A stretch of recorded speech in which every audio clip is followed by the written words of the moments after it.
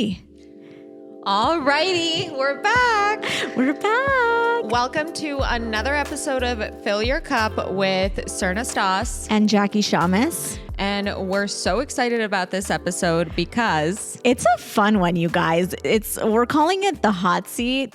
We're trying to give it a name because we want to make it a series. Spilling tea. We're asking each other questions. She has no idea. We're going to both answer them, but she has no idea what I'm going to ask her.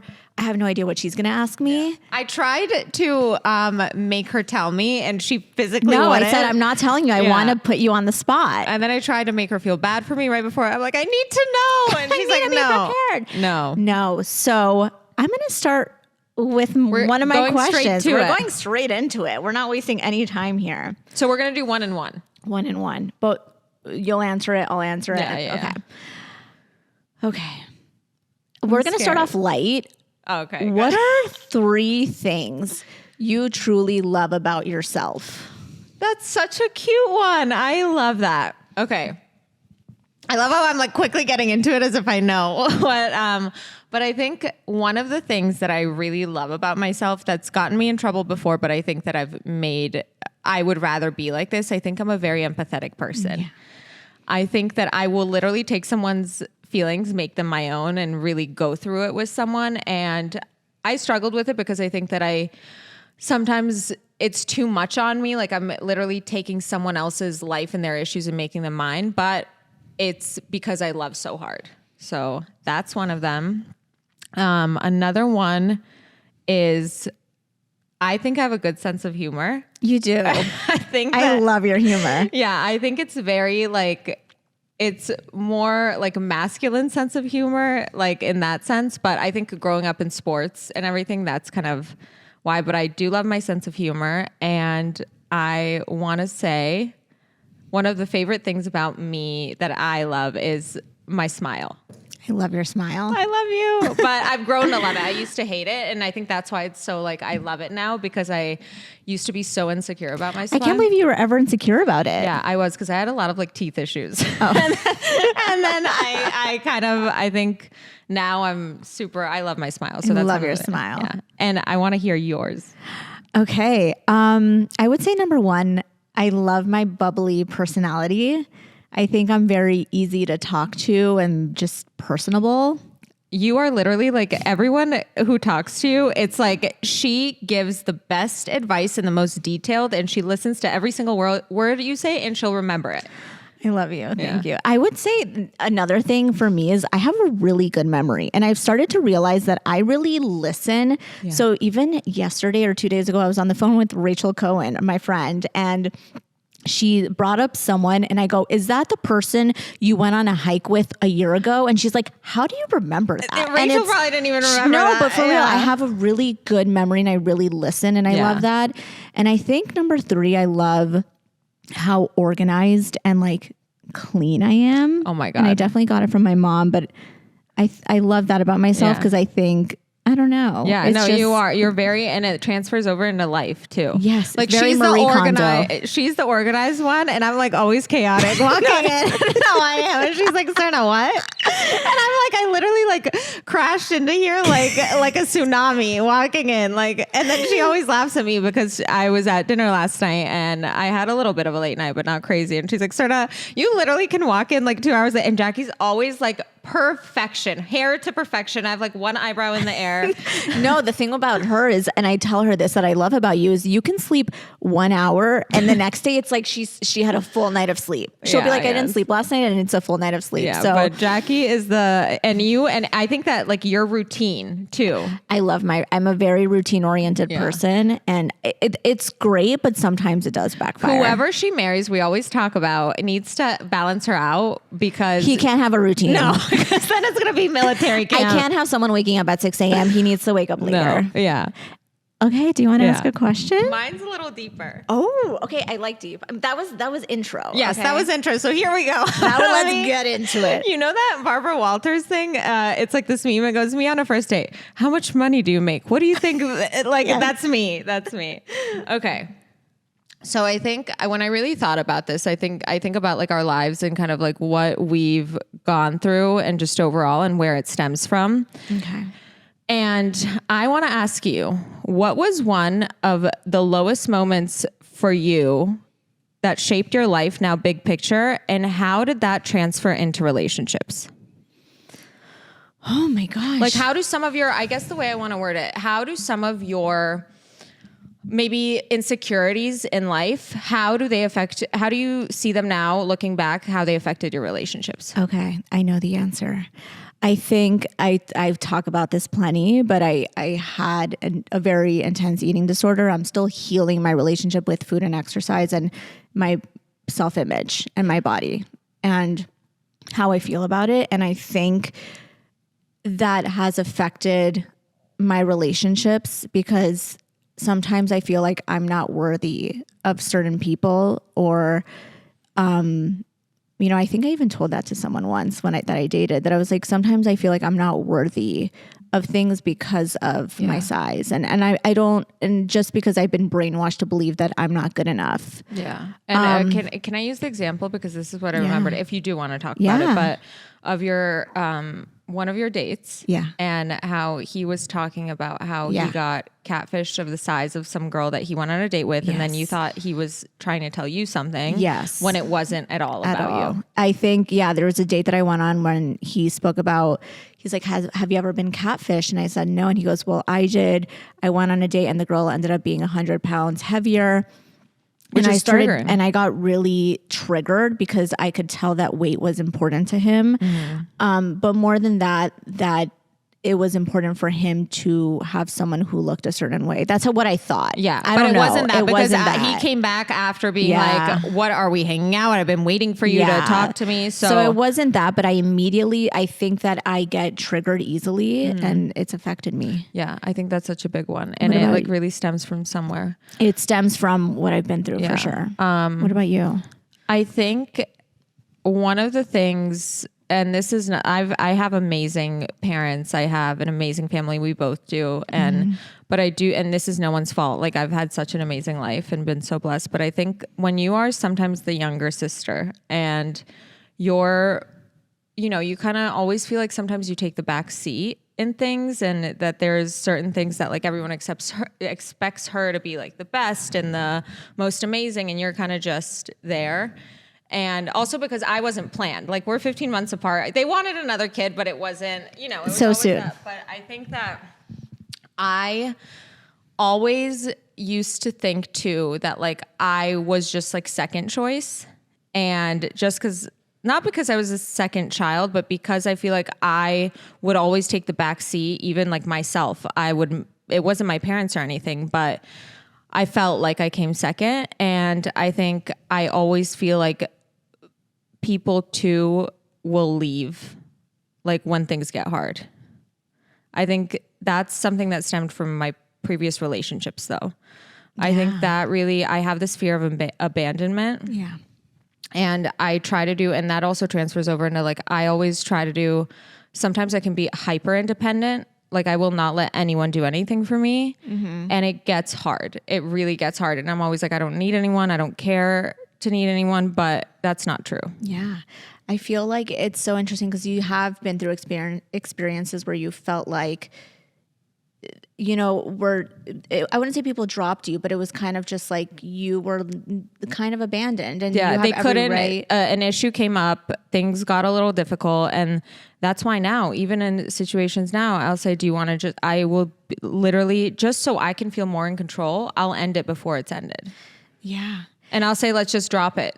Like, let's just not even, let's call it. It is what it is. And it's like, no, things get hard and I have to also be willing to work through them in a productive way. Yeah. That was a really good response. And I love that. I don't know. I got emo about it. No, I don't think people realize that a lot of the things they've experienced, and that was just one thing for me and for you. And a lot of things that I've experienced both in relationships and outside of relationships have affected how I've kind of navigated them. Yeah. And the conclusions you draw. Yeah. And what you think, like I think that we make a scenario in our head of what the other person thinks of us, like based on what you went through, what the other person thinks of us, just because that is, and in Living Untethered, he talks about this too. All your preferences and all your triggers stem from your childhood on. Yeah. And that is why you get triggered. Someone else has totally different triggers.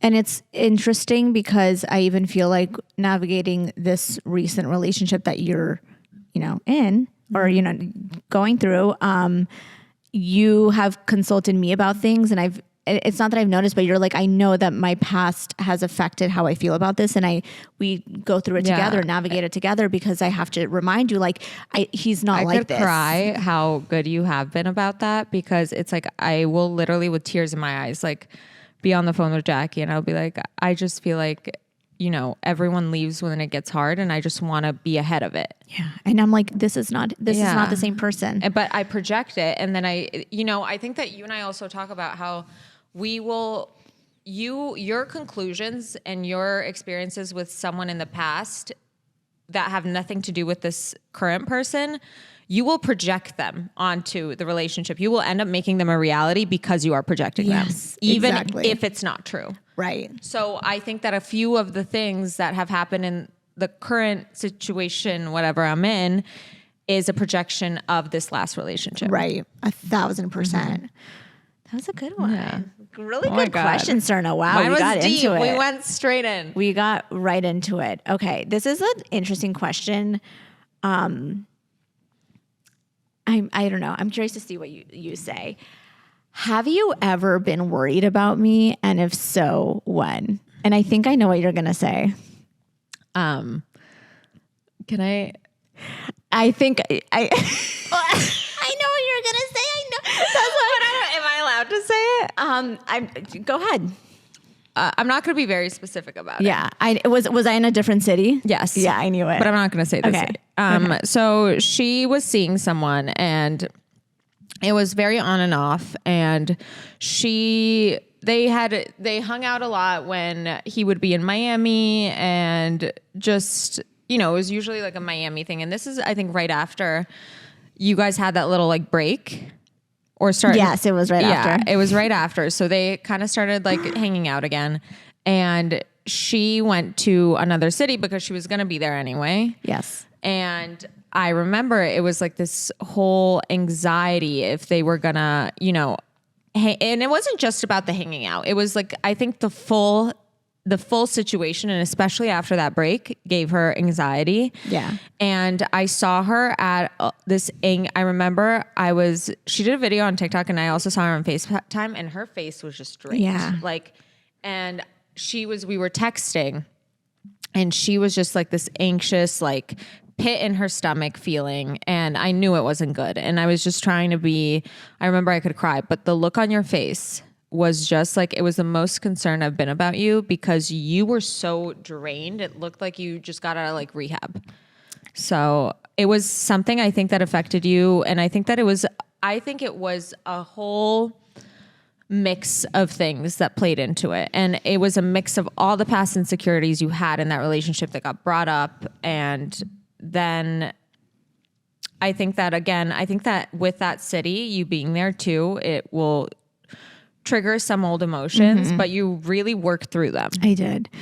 It's interesting, and you said this in one of our first episodes, is that time I knew we were going to have a conversation, and it was either going to be make or break. And I obviously was hoping for the best, and not me with my pinky up. I was hoping for the best, but my body knew it was ending. And I just did a video about this, but your body knows before your mind catches up. Yeah. And I think that you were trying to process that. Your body was telling you. You were trying to process it, but your ego was fighting it. Yes, my ego was fighting it.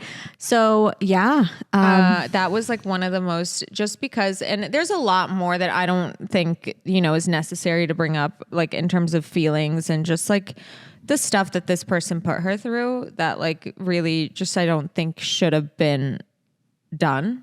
But, and I think that really took her to a place where I think all of your old insecurities also came up. Yeah. And just feeling of anyone that makes you feel unworthy. Mm-hmm. And it was crazy because he would make you feel so good and then you would come back down. Yeah.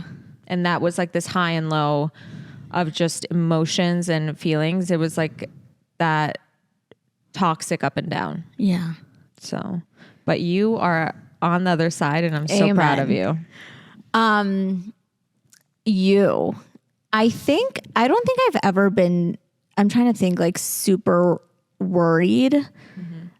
The only thing is, I think when I found out some things about the last relationship and like some things he did, I got a little worried because I wouldn't ever want you to do that. Yeah. It was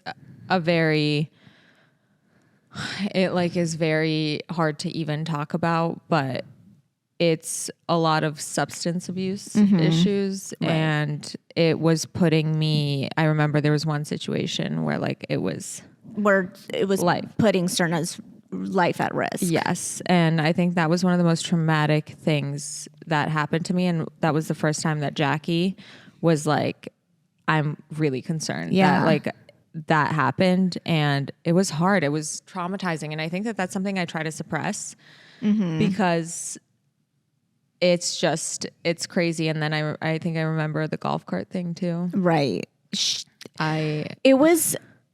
I don't want to get into it, but I think that I discovered a lot of things that I really would have never thought. Yeah. And something that I kept quiet. And something that, and I think, and I was protecting him. If I'm wrong, do you think, because obviously you knew for a while before you told me, were you worried to tell me knowing how I feel about that? Yes. I knew it was wrong. I knew it wasn't good. And I think I was trying to cling on to that last little bit of hope and not smear him in your eyes. Right. Make you hate him. Yeah. Because you're forgiving, but that is so hard to get past. It is. And my sister saw it later. Everyone around me saw it. You saw it. You and Sarah, I think, were so concerned that it was for my life. You know what it is? I just think that you are who you hang out with. And sometimes you get influenced just based off of who, maybe it's just how it is. But that's why this time around, I think that I was able to cut it off so quickly. I'm not there. I'm not going to let anyone pull me down. I'm in such an amazing place career-wise. All my relationships in my life have never been better. And I think both you and I, in that sense, you too, you were able to walk away because it was chipping away at you so much. Yeah, 1,000%. So that's so big. I want to see what else. I'm so proud of us. This is a great conversation. Okay. I love it. Oh God, I'm scared. What are non-negotiables in your next partner that you tolerated before? That is a really good one. Yeah. Non-negotiables. Prioritizing me. I am a priority. I know everyone's busy. Everyone has crazy schedules. If you want to make it work, you will make it work. If you want to see me, you will see me. That is a non-negotiable for me. I love that. A non-negotiable for me is ooh,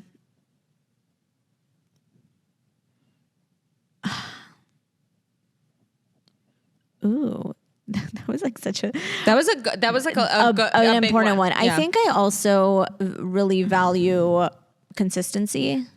That is our word of the year. Yeah, it really consistency and stability. Yeah, consistency and stability. Yeah, those are two things for me. I need someone who's going to be consistent, who's going to not just once in a while is going to show up for me every when it's day. Convenient. Yeah, and I also think a non-negotiable for me is, and this is just something that I've navigated just with having a platform, and I'm not but.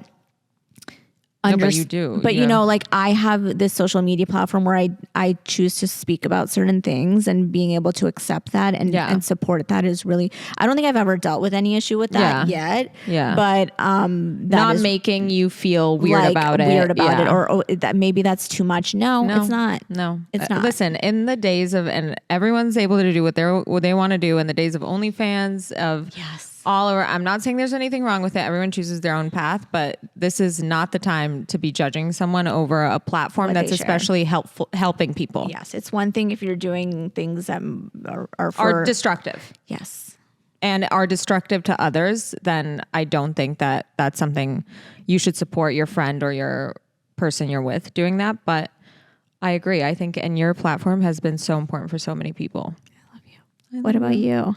Oh, Srna's gonna pull out her list of listen up, guys. Okay, so consistency and stability was a big one. So I think, but on top of that, what has been so big for me is communication. Yeah. And showing up when you say you're going to show up. That is so, yes. Because the amount of people that have whipped me around being like, let's get dinner, blah, blah, blah. And then they're like, just kidding. Let's do tomorrow. Let's do tomorrow. No. And I won't tolerate that anymore. But showing up when you say you're going to show up, being able to work through issues, not like if someone disappears now when a conflict comes up, they're not for me. I can't how are you going to, if in the long run, how are you going to handle the bigger issues in life? 1,000%. But that's another thing that they also talk about is the dating culture now. It's making it easy to break up because of the dating apps, the Instagrams. Like you have everything at your disposal right away. So you break up with someone, case in point, my last relationship, found someone the same night. Right. Like that's you're not able to work through things. Yeah. So I think showing up when you say you're going to show up, being kind of sticking to your word and not following. I am going to take this to my grave, not following Instagram models and just anyone and I saw this video the other day. That is a form of cheating. That is because you can't just look at the photos, but you have to go and like them and follow them. That's trying to send a signal. Yeah, I totally agree with you. I think it's disrespectful and it's just people see that. And I just don't want to, even if we're just talking or whatever, that's just not something I don't care if someone thinks that's silly, then that's fine. I don't care. Then you're not for me. What I see with my parents, with my dad, the way he treats my mom, it's something that I just don't tolerate. I don't think is important. I think you're trying to send a signal.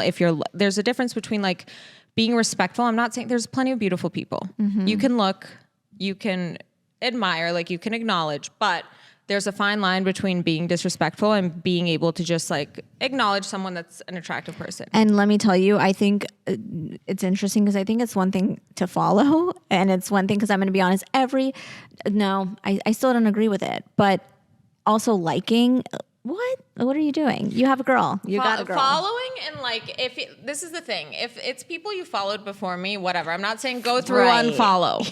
But maybe I am. Kind of. But no, just kidding. But if it's from before, whatever. I'm not crazy. I don't need to need you to go unfollow. But moving forward, if we're seeing each other and we're with each other, no.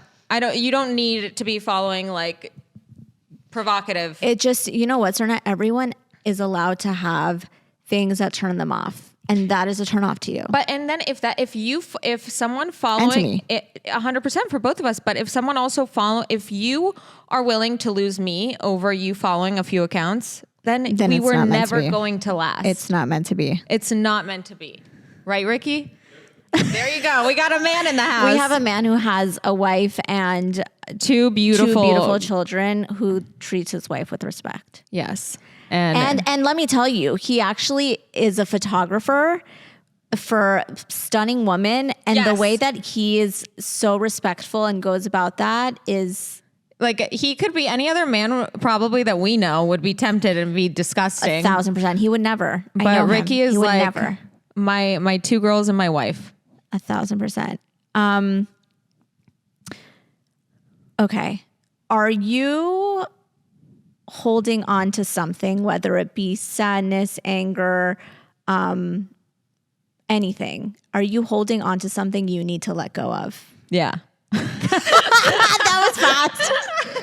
I'm being honest. I will be. Yeah. I think that we're being honest. Yeah. I don't think I'm perfect. I think that I'm holding on to, I don't want to say it's sadness or anger. I'm holding on to some anxiety. Yeah. That's a good one. I think I'm holding on to some anxiety that I'm really trying to work through and be present in the moment. Anxiety is so much about trying to control the outcome in the situation, even if it's a negative.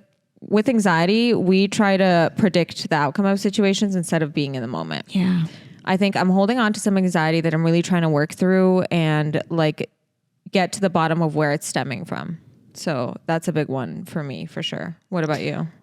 I think that's a good one. I think I'm holding on to two things. I'm holding on to stress. And I can tell because my gut, whenever I'm stressed, my gut, I think, I'm obviously starting new things with my career and I'm really excited. I'm really proud of myself. Yeah. But with that comes stress of now it's, I have to make everything work. I'm kind of it's all on you. I'm dealing with the legal, the contracts, the invoice, I'm dealing with everything and it's a lot. And but I think you're handling it way better than past Jackie would have. 1,000. I'm very calm, surprisingly. But today I was like, you know what? I might not be able to come because I need to finish a proposal and I want to finish it. Yeah. So that is number one. And I think I'm holding on to, I think I'm a very hopeful person. You know that like about hope. Me. I'm holding on to a little bit of hope. Yeah. Which is, it's good, but that's also good. And it's a double-edged sword. Yeah. I think you're being healthy. You're working through things. You're being healthy, but you're not letting that hope consume you. Yes. It's different if it's running your life and you're sitting there hoping. No. I think that hope is healthy. And if you kind of like handle it in a healthy way, that's what's important. 1,000%. Okay. I have been a lot deeper than I wanted to. It's same. But I think it's good. I think this is good. We're working through some things. We're getting emotional. We're getting teary-eyed. Okay. How do you pick yourself up now after difficult situations versus before? And how has it changed? That's a good one. I think I try to hang out with people that lift me up. So for example, if I'm feeling like I'm in a really sad, bad mood, I will either immediately call you or be like, what are you doing? I'm coming over. Yeah. Temple Stos. I think back in the day, I would like sulk in my sadness and put on really sad music and cry it out and close off. I still think, I will be honest, when I'm sad and emotional, I do close off a little bit because I kind of let myself grieve. Yeah. But back in the day, I would have just let it go on and on and on and on for weeks. Yeah. And you would have let it like kind of consume. Like now I think that you really work through it right away. And I know you call me, you go, I cried and I'm done. Yeah. I'm done. Like you process it and you're not going to sit there. And I think a lot of us were addicted to feeling bad. Yes. We love self-sabotage. Yeah. It's victim mentality. What about you? Guess what? The world doesn't stop. The world does not stop, baby girl. Before I would do self-destructive things to distract and numb, go out, drink. I would do anything to distract myself if something really if something happened or that was just really hard on me that day or like a breakup or something with a job or whatever, I probably would have been like, let's go out. It's a Sunday night, a perfect time to go out. And I would drag everyone out with me. And now I'm sitting my butt down, meditating, reading, journaling, and I'm working through this in a very constructive way rather than, and I think just also not taking things too seriously. Before I would take things that happened to me very seriously and I would think like my life is over. Yeah. But the one thing that we need to appreciate in life is health, all the love we already have around us, our family, and all the things that just make us feel good. Yeah. I think one of the things we've done better this time around is we've become a lot more grateful. So instead of being like, oh, this sucks. Yes, life isn't perfect. No. There's going to be highs and lows, but we really sit down and we appreciate and we think about the goodness in our lives. So it's fun around every Thanksgiving. For some reason, I start to get really emotional. Yeah. I don't know why. Because it's I think it's holidays just make you thankful. Emotional because you start to realize, for me personally, I'm like, it's like you see your family with everyone's married and chill. So I get a little emotional, but I always every Thanksgiving sit down and write down 100 things I'm grateful for. We're going to do that this Thanksgiving. We're going to read them on here. Yeah, we're going to, don't worry. We won't make them long. Maybe we'll do like 50. Yeah, we'll do 50. Yeah. That was very therapeutic. That was really therapeutic. That was full on therapy. Yeah, we needed it. So we're going to make this a thing. We're going to make it a thing. Think of names. I want like a cool name. Yeah, guys, we want suggestions if you do think of some names for us. I think for the next one, we'll do a question box on our Instagram. If you're not following us on Instagram, follow us at fillyourcup.pod. If you know what's good for you. If you know what's good for you, follow us at fillyourcup.pod. Same with TikTok. And if you have any questions you want us to answer on the pod, email us at fillyourcupthepod@gmail.com. That is fillyourcupthepod@gmail.com, or DM us. I love it. You're so good at that. I would be like, listen, I have to use my broadcast degree on something. Yes. Oh my God. Well, we love you guys. Please tune in next week. And we'll see you next Monday. Can't wait. Cheers. Cheers.